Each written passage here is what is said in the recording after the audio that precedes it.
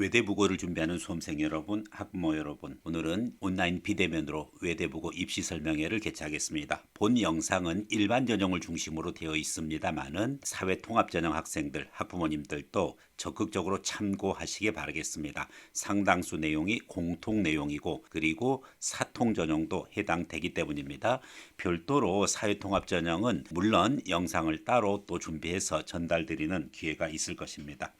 자, 전체적으로 모집 인원이라든지 각 전형별 특성, 그리고 특히 경쟁률, 그리고 지원 가능성 이와 같은 부분들을 집중적으로 다루겠는데, 우선 모집 인원이라든지 특히 전형 요소에서 일반 전형과 사회통합 전형의 차이, 일반 전형 중에서도 또 전국 전형과 용인 지역 전형의 차이, 사회통합에서도 전국 전형과 또 지역 전형의 차이점, 이런 부분들을 여러분들이 집중적으로 확인할 필요가 있습니다. 그 외에 경쟁률 또한 궁금한 부분이고 관련해서 구체적으로 전달하도록 하겠습니다. 네, 사이엠에서 그간 주로 특목고, 자사고, 그리고 또 특별 전형 중심으로 해서 입시를 진행해 왔습니다. 이제 좀 더 구체적으로 여러분과 함께 외대부고 입시 설명에 관련해서 진행해 가도록 하겠습니다. 우선 모집 인원 부분입니다. 모집 인원은 정원 내 전형이 있고 그리고 정원 외로 모집하는 그와 같은 전형들이 있습니다. 정원 내 기준으로 350명 을 모집을 하고 있는데, 이 정원 내의 전형 중에서는 다시 전국 단위 선발과 지역 우수자 선발로 구별이 되어집니다. 전국 단위 선발에 있어서는 일반 전형과 사회 통합 전형으로 구별되고, 지역 우수자 즉 용인시 거주자 자녀들에 대해서도 역시 일반 전형과 사회 통합 전형으로 구별되어져 있습니다. 반대로 이것을 이야기를 하자면은 일반 전형에서는 전국 단위 선발과 지역 우수자 선발이 있고, 그리고 사회 통합 전형 기준으로도 전국 단위 선발과 지역 우수자 선발이 있다. 이렇게 이해를 하시면 되겠습니다. 전체 정원 관련해서 확인을 해보면 좋겠는데, 일단은 전국 단위 선발 일반 전형이 196명으로 가장 많은 인원을 차지하고 있습니다. 그리고 지역 우수자 일반 전형이 84명입니다. 이어서 사회통합 전형 전국 49명, 사회통합 전형 지역 우수자 용인시 지역 우수자로 21명입니다. 사회통합 전형도 상당히 많은 인원을 모집하고 있는 것을 알 수가 있습니다.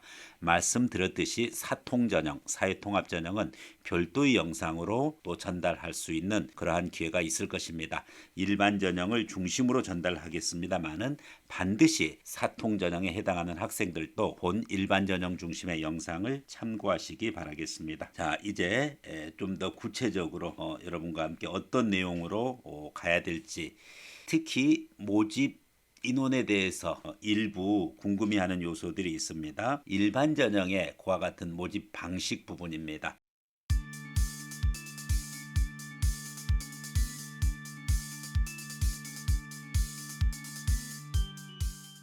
말씀드렸듯이 전국 단위 선발로 많은 인원을 모집하고 있습니다. 196명, 그리고 지역 우수자로 84명. 가장 주된 외대부고의 전형이 일반 전형이고, 일반 전형에서 상당히 많은 인원, 200명대 후반의 인원들을 일반 전형에서 모집을 하고 있고, 그리고 별도로 또 사회통합 전형이 있기 때문에 사통 전형도 많이 모집하고 있기 때문에 외대 부고만큼은 다른 전국 단위 자사고, 예를 들어서 하나고라든지 또 민사고에 비해서 많은 인원을 선발하고 있다는 것을 전달드립니다.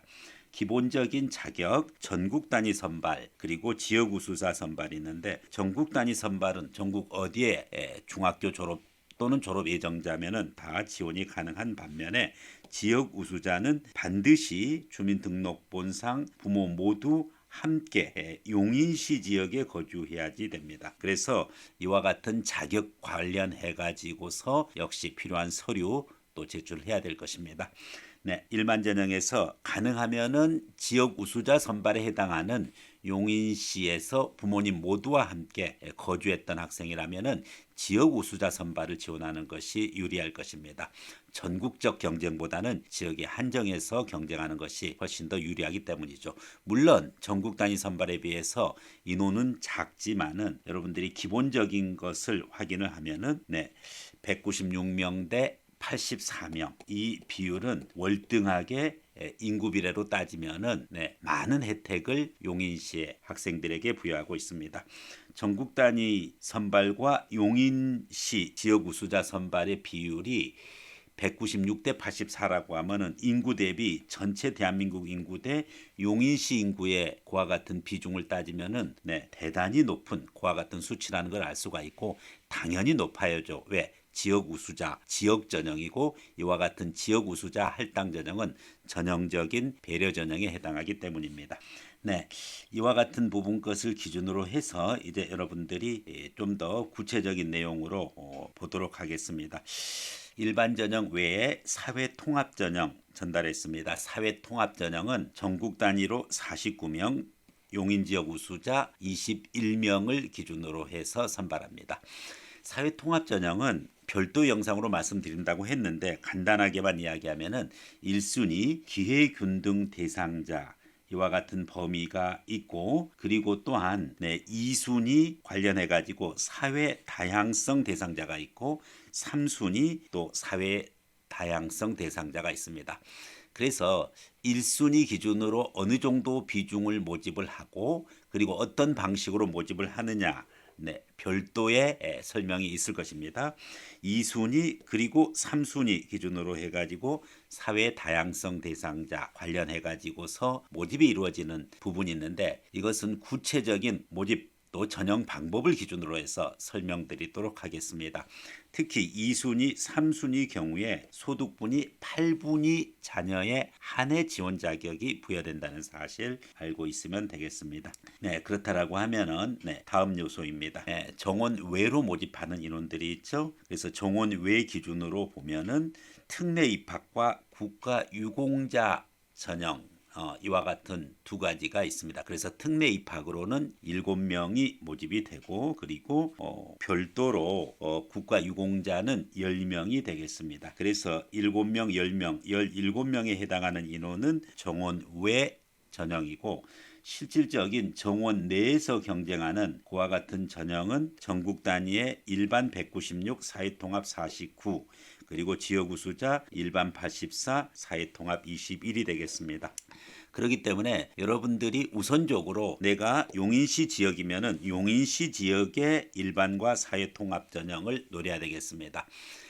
또한 용인시 지역에서도 내가 사회통합 전형에 해당되는가를 판단하면은 무조건 지역 우수자에서 사회통합 전형, 이 전형으로 지원하는 것이 좋습니다. 만약에 사회통합 전형 대상자가 아니다라고 하면은 일반 전형으로 지원하는 것이 우수합니다. 반면에 전국 단위, 내가 용인 지역에 거주하는 학생이 아니다라고 하면은 사회통합 전형의 대상자인가 먼저 확인을 하고, 되면은 사회통합자로 전형으로 지원을 하고, 그리고 그것이 안 됐을 때 일반 전형으로 지원을 하게 됩니다. 따라서 지원 우선순위를 여러분에게 말씀드리면은 무엇보다도 가장 먼저 정원 내 기준으로 했었을 때, 물론 정원 외 기준으로 하면은 정원 외 전형에 해당된다라고 하면 이것이 1순위가 될 것입니다. 특별순위죠. 그렇지만은 정원 외가 해당이 안 된다라고 하면 정원 내를 기준으로 1순위는 지역 우수자의 사회통합, 2순위는 지역 우수자의 일반, 그리고 전국 단위로 와서 용인 지역에 해당 안 된다라고 하면은 전국 단위 사회통합, 그리고 전국 단위 일반, 이 순서대로 지원을 하시면 되겠습니다.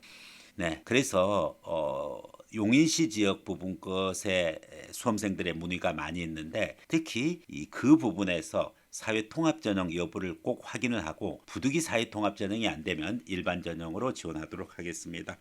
재외국민 자녀 특례 입학이라든지 국가 유공자 자녀는 별도에 해당하는 그와 같은 자격이 있어야지만 지원이 가능합니다. 재외국민 특례도 많이 상담을 받습니다. 그렇기 때문에 여러분들이 적극적으로 필요한 부분 것의 내용은 댓글이나 그리고 개별 연락을 주시기 바라겠습니다. 네, 좀 더 구체적인 추가적인 내용이 있습니다. 바로 국가 유공자 자녀 이 부분인데 국가 유공자 자녀는 원칙적으로 방금 살펴봤듯이 정원 외로 모집하는데 이 국가 유공자 자녀 대상자가 사회통합전형 모집인원에 포함하여 일반 사회통합전형 대상자와 함께 공동 선발을 하게 되어 있는데 여기서 일반 사회통합전형에서 탈락한 그와 같은 국가 유공자 자녀의 경우에 모집 정원의 3%에서 정원 외로 별도 선발하는 그와 같은 일반 사회통합전형 대상자의 합격 사정 범위로 제한하지 않는다라고 되어 있습니다. 즉 무슨 얘기냐? 일반적으로 국가 유공자 자녀는 사회통합전형에 들어갑니다. 그래서 사회통합전형에 지원을 해서 선발을 하는데 내가 사회통합 사통전형으로 떨어졌어요. 불합격됐다라고 하면은 그 불합격한 그와 같은 경우에 바로 정원 외인 국가 유공자 자녀 전형으로 선발되어질 수 있다라는 사실이죠. 그래서 이와 같은 단계적인 과정을 거치는 것이 국가 유공자 자녀에 해당한다. 이렇게 보시면 되겠습니다. 네, 다음입니다. 네. 외대부고 모집 인원의 전반적인 내용 부분 것을 지금 살펴보고 있는데 국가 유공자 자녀는 특별한 경우에 있어서 정원외로 모집하는 반면에 특례 입학은 원래 정원외로 모집합니다. 이 부분이 차이가 있다라고 보시면 되겠습니다.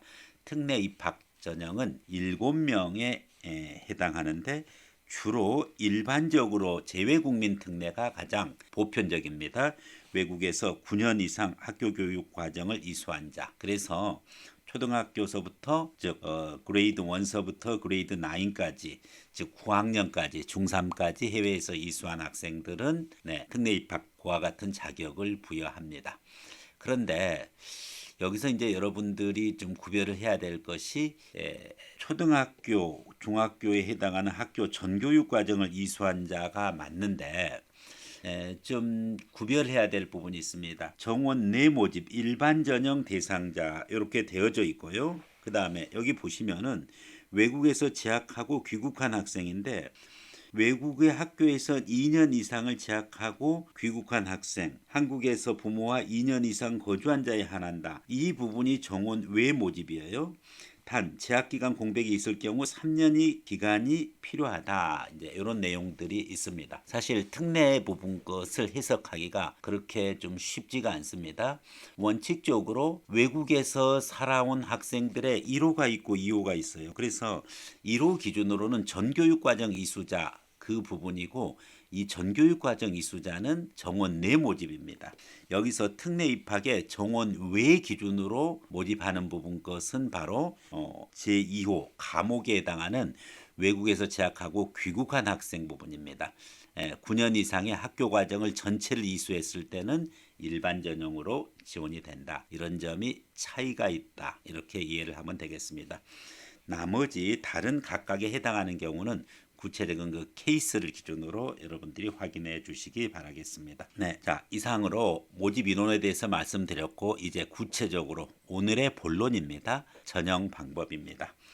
세부적인 그와 같은 내용들이 포함되고 외대부고의 전형의 핵심적인 내용들이 들어가 있는 만큼 집중해서 여러분들이 외대부고의 입시를 이해할 수 있는 기회가 되길 바라겠습니다. 1단계 전형에서 그리고 1단계 전형 일반적으로 2배수입니다. 2배수를 통과하면은 2단계 전형이 기다리고 있습니다. 1단계에서 경쟁률이 2배수가 안 되는 경우에는 대부분 다 1단계를 통과를 하게 되죠. 그리고 2단계 바로 최종 심사를 받게 되어 있습니다. 1단계 전형 요소는 무엇이고 2단계 전형 요소가 무엇이냐? 이제 이 과정을 여러분들에게 확인해 가야 될 텐데 먼저 1단계 전형 요소입니다. 1단계 전형 요소는 외대부고의 경우 교과 성적과 출결 사항을 기준으로 진행됩니다. 여기서 출결에 있어서는 출석과 결석 중에서 주로 교과 성적에서 결석 부분 것을 마이너스 차감하는 방식으로 이렇게 1단계가 구성이 됩니다. 1단계에서 출결과 교과 성적만을 기준으로 해서 2배수의 정원을 모집을 하게 되어 있습니다. 그래서 2배수 안에 들어가면은 1단계에 합격이 되는 것이죠. 네. 자, 2단계 전형 요소는 무엇일까요? 1단계 전형 요소가 들어가고 추가적으로 면접 평가가 들어가는데 이 면접의 비중이 어마어마하게 큽니다.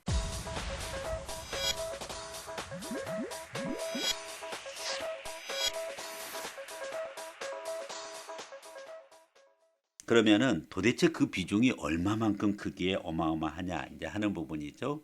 1단계에서 교과 성적과 출결 다 합쳐가지고 여러분들이 중2, 중3 때 노력했던 모든 내용이 다 합쳐도 40점입니다.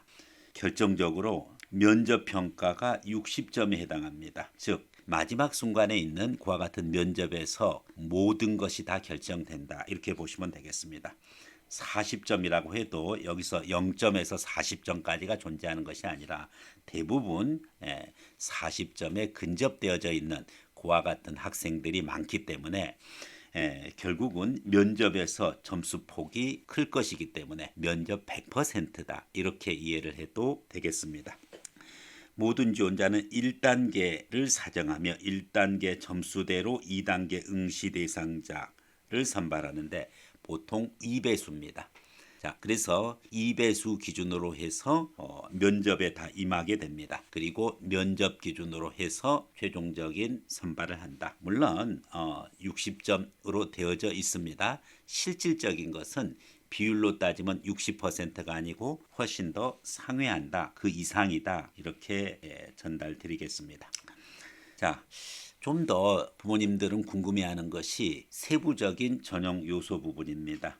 1단계에서 교과 성적은 어떻게 채점합니까? 그리고 출결에서 우리 애가 결석이 그것도 미인정 결석이 이틀 있는데 이것은 어떻게 감점되나요? 이런 부분이랑 그 다음에 2단계 전형 요소 이것은 주로 학생들이 많이 질문하는데 면접 평가는 어떻게 이루어지고 면접 진행 절차는 어떻게 되나요? 이 부분입니다. 2단계 면접 평가와 관련해 가지고 외대부고 면접 영상을 여러분이 참고를 하시면 되고요. 1단계 전형 요소 부분 것은 여기서 구체적으로 전달드리도록 하겠습니다. 네, 우선적으로 1단계 전형 요소는 교과 성적에서 출결을 감점하는 방식으로 진행된다라고 했습니다. 그러면은 교과 성적 부분 것은 어떻게 반영이 되느냐 하는 부분이죠. 그래서 전체 기준으로 40점을 이렇게 만들어내는데 이것을 어떻게 산출해 가느냐 하는 부분 것을 여러분이 이해를 하시면 되겠습니다. 반영 교과는 국어, 수학, 영어, 사회, 과학입니다. 5개 과목입니다. 민사고는 전 과목인데에 비해서 외대부고는 5개 주요 과목이고 성취평가제 성취평가제 성취 수준을 기준으로 해서 반영합니다. 용어가 조금 좀 난해하죠. 성취평가제 성취수준 이것을 기준으로 반영한다. 반영 학기는 2학년, 3학년, 1, 2학 즉 1학년은 반영되지 않는다. 이렇게 보시면 되고 성적이 한 학기 성적이 누락된 경우 있죠. 뭐 질병이라든지 또 전학이라든지 또 특례 학생 중에서도 전교육과정 해외 위수 9년 특례 학생들은 일반 전형으로 지원하게 돼 있습니다. 이런 경우라든지 이 한 학기 이상 성적이 없는 지원자 이 경우는 지원자 전형별 성적 산출 방식을 기준으로 해서 산출하기 때문에 요 부침 2 참고로 해야 되는 요강에 있습니다. 그래서 이 부분 걸 꼭 참고로 해서 누락 학기에 대한 성적 반영 꼭 확인을 해주시고 사회, 역사 동시 이수한 경우에는 두 과목 중 하나를 자신이 잘한 과목으로 선택해서 반영을 하면 되겠습니다. 네. 교과 성적 산출 방법 이제 구체적으로 좀 더 확인해 가도록 하겠습니다. 사실 교과 성적 부분 거에 있어서 부모님들이 특히 많이 힘들어 하십니다. 일반적으로 엑셀 프로그램이라든지 관련한 부분 것을 기준으로 해서 수식화하고 또 입력만 하면은 쉽게 구해지는데 기본적인 원리는 알고 계셔야 되겠습니다. 1단계에서 핵심적인 것이 바로 교과 성적이고 이것이 총점 40점으로 구해진다는 것이죠. 여기서 출결사항을 마이너스 감점해 간다. 그러면은 40점 만점이 나오는 케이스를 기준으로 하면은 우선 쉽게 이해될 수가 있습니다. 자, 성취 수준이라는 것이 있습니다. 성취 수준은 A, B, C, D, E 이와 같은 자기의 그와 같은 학점이 되겠습니다. 내가 A를 받았다, B를 받았다. 이 부분이 바로 성취 수준에 해당합니다. 대부분 전국 단위 자사고 학생은 C, D 성적은 없습니다. 대개 A 성적들이 대부분이고 간혹 B가 이제 있는 경우가 있죠. 대부분 다 A로 채워지는 학생들 많이 보여집니다. 자, 그렇게 됐었을 때 2학년 1, 2학기에 있어서 A를 받은 학생은 2.0을 부여합니다. 3학년 1, 2학기에서는 A를 받은 학생은 3.0씩을 부여를 하죠. 그런데 B를 받은 학생은 A 점수의 70%, 즉 내가 2학년 1학기 때 B를 받았다. 그러면은 나는 2.0을 못 받고 여기에 70%니까 몇 점이죠? 1.4를 받게 됩니다. 즉 0.6 정도를 덜 받게 되는 거죠. 이와 같은 방식으로 구해진다. 예를 들어서 영어 3학년 2학기 때 A를 받았습니다. A를 받았으면 나는 3.0을 받게 됩니다. 그런데 어떤 학생이 B를 받았어요. B를 받았으면은 3학년 2학기 때 B를 받았으면은 굉장히 큽니다. A 점수의 70%니까 3.0의 70%면 2.1을 받게 됩니다. 즉 얼마의 편차가 생깁니까? 3학년 때 A와 B 등급의 차이는 0.9가 생기죠. 2학년 때는 몇이 생겼나요? 0.62 급간 차이였습니다. 즉 급간 차이가 2학년 때보다 3학년 때 훨씬 커진다는 사실이죠. 그만큼 3학년 성적의 비중을 높여놓은 것이죠. 네, 가중치가 과목별 가중치가 되어져 있는 것을 또한 알 수가 있습니다. 여러분들 여기서 잘 보면은 사회, 역사, 과학에 대해서는 A를 맞더라도 국어, 수학, 영어처럼 2학년 때 2점을 부여하는 것이 아니라 1점을 부여합니다. 네, 그 절반이죠. 그 다음에 3학년 1, 2학기 때도 3.0을 부여하는 것이 아니라 1.5를 부여하고 있어요. 따라서 사회나 과학 부분 것의 성적은 국어, 수학, 영어 성적의 절반 비중으로 반영이 되는 것입니다. 근데 이제 여기서 여러분들이 주의해야 될 부분이 있습니다. 바로 어떤 요소예요? 급간 차이인데 국어 2학년 때 급간 차이는 0.6이었습니다. 국어, 수학, 영어 다 마찬가지입니다. 3학년 때 급간 차이는 0.9였어요. 국어, 수학, 영어의 2학년 때 급간 차이는 0.6, 3학년 때는 0.9 이런 차이가 나는데 사회, 역사, 과학에서 한번 보시면은 2학년 때 예를 들어서 이제는 과학 그렇죠. 사회로 한번 해봅시다. 사회에 1.0을 받았어요. A를 받아가지고. 근데 B를 받은 학생이 있어요. B는 그런데 국수형처럼 70%가 아니라 A 점수의 90%입니다. 그러니까 0.9를 받게 되죠. 즉 2학년 때 급간 차이가 0.1밖에 발생하지 않는다는 거죠. 사회나 과학, 사회도 마찬가지고 과학도 마찬가지입니다. 3학년 때 급간 차이는 이거보다는 좀 크겠죠. 3학년 때 예를 들어서 과학을 A 받은 학생은 1.5를 받게 됩니다. 그런데 B 받은 학생은 이것의 90%예요. 그럼 1.5의 90%면은 1.35를 받게 되죠. 네. 여기서 점수 편차가 얼마가 납니까? 바로 0.15의 차이가 나죠. 네. 따라서 0.15 차이가 나고 여기서는 0.1의 차이가 나죠. 급간 차이가 사회, 과학에서는 2학년 때 급간 차이는 0.1, 3학년 때는 0.15 급간 차이가 작습니다. 그러나 영어, 수학에서는 급간 차이가 굉장히 크다는 걸 알 수가 있습니다. 2학년 때 성적 기준으로 사회나 과학에서 급간 차이가 0.1입니다. 여기서 이 급간 차이는 A와 B의 급간 차이를 기준으로 이야기를 하는 것입니다. B와 C의 급간 차이는 또 다릅니다. 0.1의 차이가 있었는데 국수형에서는 0.6이기 때문에 무려 6배나 차이가 납니다. 3학년 때 급간 차이, 사회과학에서는 0.15의 차이가 나는데 3학년 때 국영수는 0.9가 차이가 납니다. 즉 무려 6배의 차이가 있죠. 그래서 급간 차이는 국수형 과목과 사회과학 과목을 비교를 했을 때 사회과학 대비 국수형의 급간 차이 A에서 B 그 기준으로 급간 차이가 6배가 난다. 이렇게 보시면 되겠습니다. 자, 여러분들 우리가 용인 외고 입시의 특성을 알 수 있는 그와 같은 내용입니다. 전반적인 내용을 여러분들이 이해를 하셔야 되는 부분이죠.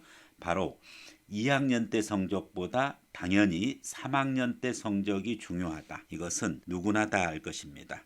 왜냐하면은 국수형도 그렇고 사회과학도 그렇고 보통 1.5배의 가중치를 두기 때문에 그러죠. 그런데 더 놀라운 것은 뭐냐면은 바로 CDE는 지금 여기서 취급을 안 하겠습니다.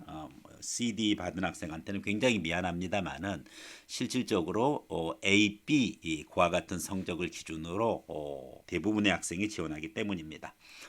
자, A, B 성적의 극한 차이가 매우 중요하다고 했었는데 가능하면은 당연히 이 학년별 가중치에 따라 가지고 2학년 성적보다는 3학년 성적이 완벽해야 된다는 거 맞아요.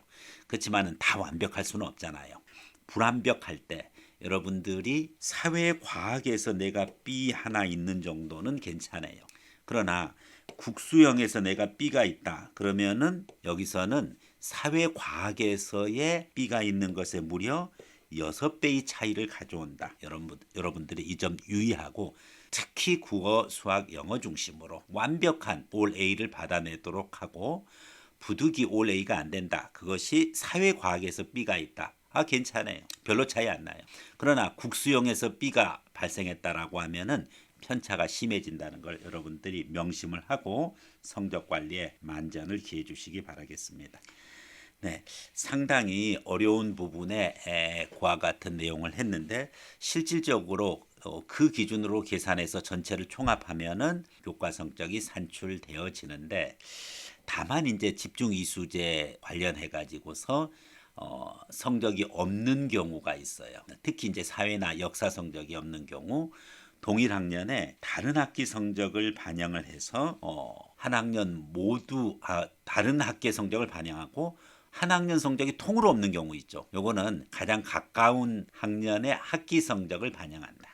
그래서 여러분들 예시를 들으면은 2학년 1학기에 있었는데 2학년 2학기에 없다. 그러면 2학년 2학기와 가장 가까운 학기가 2학년 1학기니까 그냥 2학년 1학기 거 반영하면 돼요.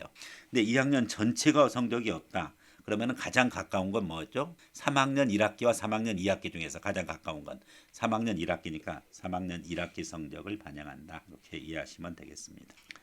네, 그래서 그 관련되는 부분들 여러분들이 혼란 없도록 하고 집중 이수제 관련해서 해당하는 학생들의 하나는 그런 부분들입니다. 네. 다음 출결 반영이죠. 이제 1단계 교과 성적 부분 것의 내용들이 어느 정도 정리가 됐을 것입니다. 그러면 이제 출결은 어떻게 반영되고 이와 같은 출결에서 어떻게 감점이 이루어지는지 부분입니다. 여기서는 출석을 잘했다고 가점을 주는 것이 아니라 결석을 했던 거에 대해서 감점을 주는 그와 같은 방식으로 진행이 됩니다. 그래서 교과 성적에서 차감하는 방식이다. 중학교 2학년 작성 기준일, 중학교 2학년서부터 작성 기준일. 이 작성 기준이라면 이걸 중3 마감으로 보는 거죠. 마감으로. 그래서 중학교 2학년 이걸 시작으로 보는 거고요. 그래서 중학교 2학년 이제 바로 학기가 시작하는 3월 초서부터 중학교 3학년 마감되는 시기를 11월 말로 봅니다. 12월 달도 학교는 다지지만은 왜냐하면 입시를 치러야 되니까 11월 말까지 여기까지 기준으로 무단 결석, 무단 지각조퇴 결과 이것을 합산하여 결석일수로 산출해 가지고서 여기서 차감을 합니다. 만약에 하루 1일 무단 결석이 있다. 그러면은 차감하게 돼 있어요. 그런데 무단 결석 말고 무단 지각 조퇴 결과가 있어요. 요게 3회를 채웠다. 그러면은 무단 결석 1일로 봅니다. 근데 무단 조퇴 한 번, 무단 결과 한 번이다. 그러면 2회입니다. 요 부분 것은 괜찮아요. 그러면 감점이 없어요, 이 학생은요. 그래서 이런 부분들을 여러분들이 이해를 하시면 되겠습니다. 자, 좀 더 이제 구체적으로 해당하는 평가 표를 결석일수에 따른 감점표를 기준으로 여러분들이 확인을 하면 되겠습니다. 우선 내가 1일 무단 결석을 했다. 그러면은 0.2를 이 교과 성적에서 출결 사항을 마이너스 뺍니다. 그러면은 내가 올 A다 성취도가. 그런데 딱 하루 결석을 했다. 그럼 40점에서 0.2를 빼게 되니까 결국은 39.8을 받게 돼 있습니다. 자, 근데 나는 1일 결석에다가 지각이 2회가 있고 조퇴나 결과는 없다. 무단 지각이 2회가 있다. 그 학생은 무단 지각 2회 부분 것은 3회가 돼야지 1일이 되기 때문에 관계없습니다. 무단 지각 또 무단 지각, 무단 조퇴, 무단 결과를 합쳐서 2회까지는 괜찮아요. 그런데 지각 2회에다가 조퇴 한 번인데 이게 무단이다. 그러면은 이 학생은 이 부분이 별도로 결석 1일이 추가됩니다. 그래서 2일이 돼가지고 마이너스 0.4를 빼게 됩니다. 내가 교과 성적을 예를 들어서 몇 개 성취도 B가 있어가지고 36을 받았다. 36에서 나는 0.4를 빼게 됩니다. 그러면 이 학생은 35.6에 그와 같은 1단계 점수를 부여받게 되는 것이죠. 그래서 결석일수가 병결이라든지 이와 같은 건 괜찮아요. 사유가 있으니까 사유 없이 무단으로 결석한 경우가 많아질수록 출결 점수에 영향을 크게 받게 되어져 있는데 이것은 결석일 기준으로 0.2씩 순차적으로 차감이 됩니다. 거기에 갑자기 이 출결 점수가 요 일수가 많아지므로 급격하게 변화가 늘어나지는 않습니다. 동일하게 0.2씩 차감이 된다. 이렇게 보시면 되겠습니다. 네, 자 이제는 2단계 전형 요소입니다. 1단계의 교과 성적 산출이 좀 어려웠나요? 네, 충분히 할 수 있을 것입니다. 2단계 전형은 1단계 플러스 면접입니다. 1단계 그렇게 힘들게 우리가 교과 성적을 산출해 냈는데 산출한 교과 성적 플러스 출결은 40% 반영에 불과합니다. 면접에서 무려 60%를 반영하고 있다는 사실이죠. 그래서 이 점 유의해서 여러분들이 최종 합격을 하기 위해서 2단계 전형에서 1단계 플러스 면접으로 되어 있는데 2단계 최종 평가는 말씀드렸듯이 바로 60점에 해당하는 면접을 어떻게 여러분들이 체계적으로 잘 준비하느냐가 관건이라고 볼 수 있겠습니다. 네, 그래서 사실은 뭐 교과 성적에서 그렇게 여러분들이 힘들게 공부도 했고 또 뭐 산출도 해냈지만은 1단계 기준으로 일단은 2배수 안에 들었으면은 2배수 안에 든 학생들의 차이는 그렇게 크지 않다. 그래서 물론 이제 각 전형마다 달라요. 사회통합 전형이나 이런 부분 것은 1단계에서도 점수 편차가 일부 있습니다. 네, 그런데 2단계에서는 면접 평가 기준이죠. 면접 평가가 무려 60점이다 보니까 점수 비중도 높을 뿐만 아니라 실질 반영률은 훨씬 높습니다. 그래서 그런 부분들을 여러분이 유의하고 최종적으로 2단계는 그냥 맘 편하게 면접 100%다 이렇게 하고 준비를 해 가는 게 좋겠습니다.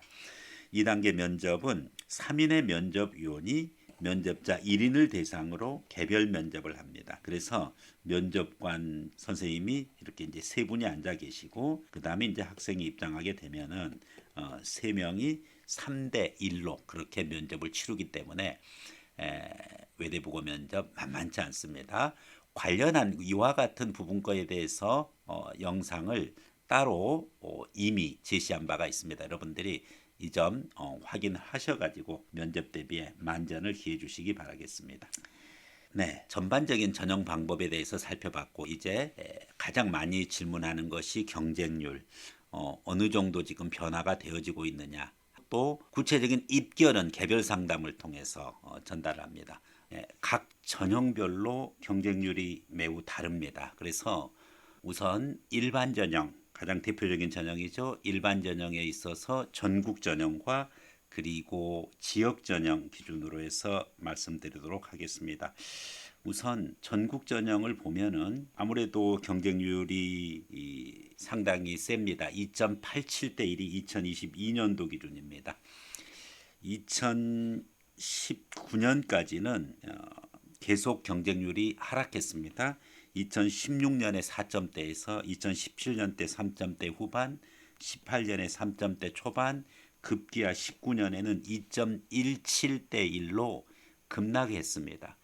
이후 2020년에 다시 반등해서 2.65, 그리고 21년에 다시 하강 2.43, 그리고 2022년에 다시 상승해서 2.87, 2023년 이후에는 일부 뭐 하강할 수도 있는데 반드시 과거의 그와 같은 경쟁률을 반영하는 것은 아닙니다. 그래서 일단은 내리막, 오르막, 내리막, 오르막, 그 다음에 내리막이 될지 또 변화될 수는 있습니다.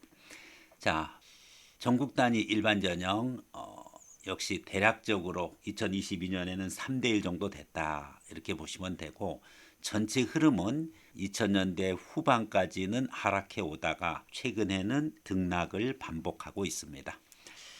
일반 전형 지역 부분이죠. 일반 전형 지역은 경쟁률에 있어서 다소 부담이 덜합니다.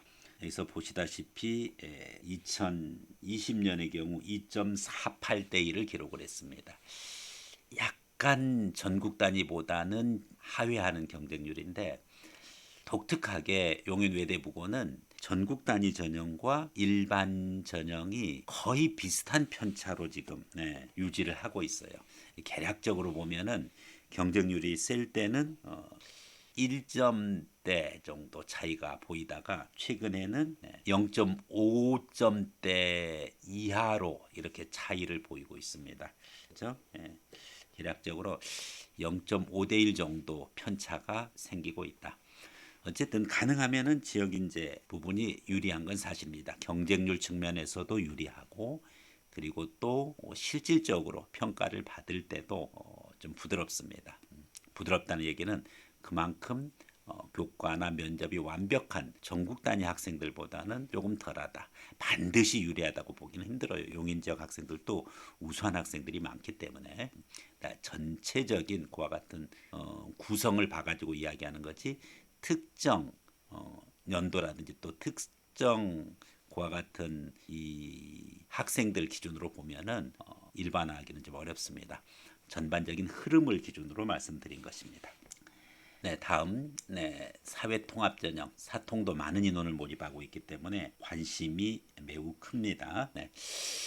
사통은 이제 사통 전국이 있고 사통 지역 인재, 즉 용인 지역이 있습니다. 그래서 우선적으로 전국 사통을 보면은 1점대 초중반을 이렇게 형성을 해오는데, 마찬가지입니다. 전반적으로 자사고 탄압이 이제 계속됐던 16, 17, 18, 19년 기준으로는 하락하다가 다시 20년서부터 반등을 해서 지금은 사회통합 전국은 대략적으로 1.5대 1. 1단계는 대부분 통과한다. 2단계 면접에서 이제 최종적으로 결정이 되겠죠.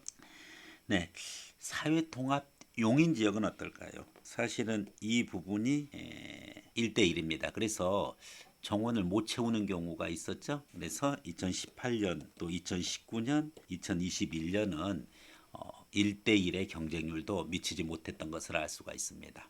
이와 같이 지역 사통에 있어서 경쟁률을 못 채웠었을 때 당연히 보충적으로 해서 모집을 합니다. 관련해서 여러분들이 경쟁률을 참고로 하고, 경쟁률이 물론 중요한 것은 아닙니다. 사실은 이 학생들의 구성이 다른 자사고에 비해서 월등하게 우수하다는 점이죠. 전반적으로 봤었을 때 일반적인 그 순서 동일합니다. 지원을 하는 부분 것의 순서랑 같습니다. 내가 용인시 거주자다 그러면은 무엇보다도 지역인재 일반과 지역인재 사회통합 부분인데, 지역인재 사통으로 해당되면은 무조건 이 부분이 1순위입니다. 그게 만약에 안 된다 그러면은 용인 지역에 살고 있는데 내가 사회통합자 전형에 해당 안 된다 그러면 부득이 용인 지역 두 번째 지원할 수밖에 없습니다. 왜냐하면은 이미 지역은 결정되니까 여기서 이렇게 사회통합 지역에서 사회통합 전국으로 갈 수는 없습니다. 자, 그래서 그 기준으로 보고 그 다음에 이제 전국 단위 이 용인시 외의 지역에 거주하는 경우에 있어서는 사통 전국 기준으로 했었을 때 1점대 중반 정도의 경쟁률이고, 그 다음에 가장 경쟁률이 치열한 부분 것은 바로 일반 전국 기준으로 2점대 중반 정도의 경쟁률을 구성하고 있다. 이렇게 이해를 하시면 되겠습니다. 이상으로 전반적인 외대부고에 대한 경쟁률을 말씀드렸습니다. 이제 여러분들이 지금까지 전체적으로 모집 인원, 전형 방법, 그리고 경쟁률에 대해서 알아봤습니다. 일반 전형을 중심으로 했지만은 사통 지역도 상당 부분 전달됐습니다. 자, 전형 일정입니다. 매년 전형 일정은 비슷합니다. 그래서 12월 초에 원서 접수를 받고, 그리고 서류 제출, 그리고 사회 통합 전형, 이 전형은 별도의 영상으로 전달한다고 했는데, 여기서 사회 통합 전형 1단계는 추첨입니다. 그렇기 때문에 1단계 그 추첨을 기준으로 해서 공개 추첨 행사를 엽니다. 그래서 1단계 합격자가 12월 17일 금요일 날 12월 중순쯤에 발표되죠. 그러니까 추첨한 다음에 바로 이제 사회통합 전형은 발표되고, 일반 전형 학생은 이제 12월 15일까지 이제 제출을 하면은 서류 평가를 해서 출결과 그리고 교과 점수를 기준으로 해서 2배수 합격자를 이제 발표를 합니다. 2단계 서류 제출에서 자소서가 있습니다. 그래서 12월 중후반쯤에 자기소개서 부분 거 제출 데드라인이 있으니까 여러분들 주의해서 외대부고는 UA 어플라이 기준으로 제출해 주시면 됩니다. 그리고 크리스마스 날, 그리고 또 그 다음 날 면접 평가가 있고, 연말 제 아이 종소리가 울리는 그 시기쯤에 최종 합격자를 발표합니다. 그렇게 해서 외대부고의 입시 일정이 끝나게 됩니다. 전반적으로 외대부고에 대한 모든 내용들을 여러분들에게 전달했습니다. 차분히 하나하나 꼼꼼하게 잘 챙기시고, 외대부고 입시에 자신의 목표를 삼고 잘 대비해서 최종 합격에 영광을 누리고 대학 입시에서도 유리한 고지를 선점하기를 기대하겠습니다. 이상으로 싸이미 M의 홍사명 원장이었습니다. 감사합니다.